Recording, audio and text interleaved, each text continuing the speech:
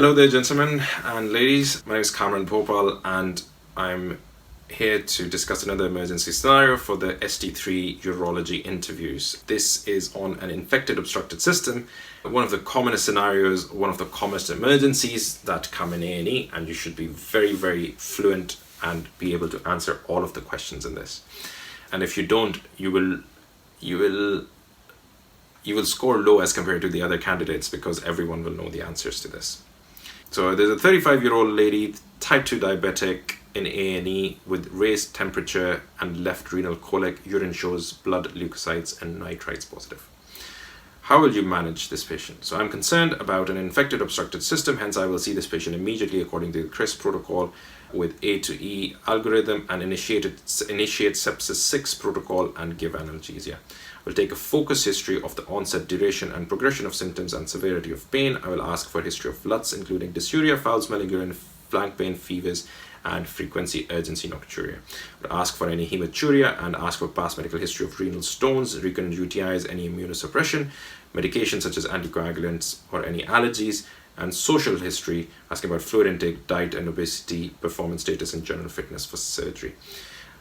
Next question, what investigations would you organize? Urine dip plus culture and sensitivity and a pregnancy test, full blood count, Usenes, CRP, clotting, group and save, and stone bloods including calcium phosphate, magnesium and urate, and a non-contrast CTKUB if there's no contraindications.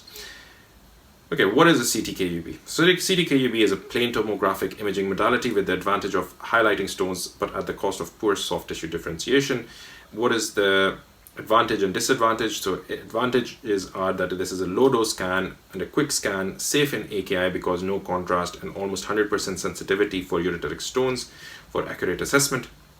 The disadvantage is that obviously this is ionizing radiation, not safe in children and pregnancy, and poor soft tissue differentiation. And if you want to say something extra, so indinavir stones are radiolucent, which is an antiviral drug, antiretroviral drug. So they cannot be seen on a CTKUB either.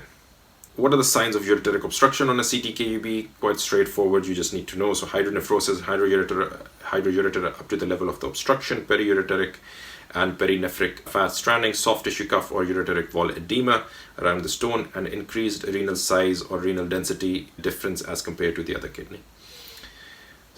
So CTKUB shows 9 mm proximal ureteric stone. Patient develops high temperatures and rigors. What is your diagnosis and how you would proceed? So I've written same as the above and also expand on the sepsis 6. So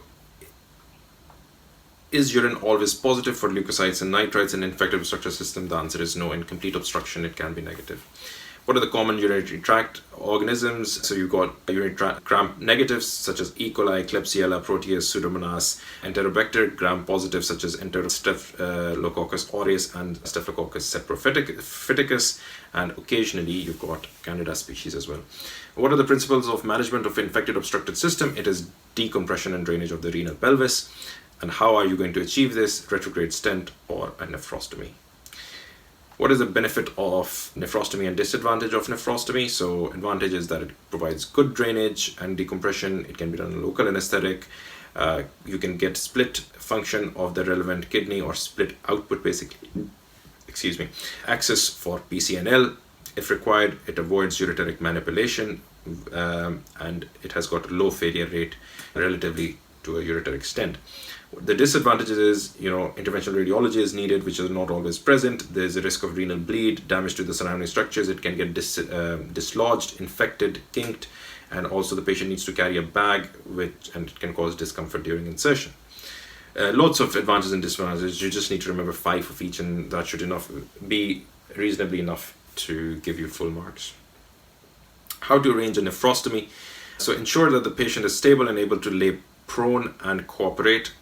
Ensure that the clotting is normal and patient is not on blood thinners, and speak to the interventional radiologist to have this done promptly, and also inform your urology consultant.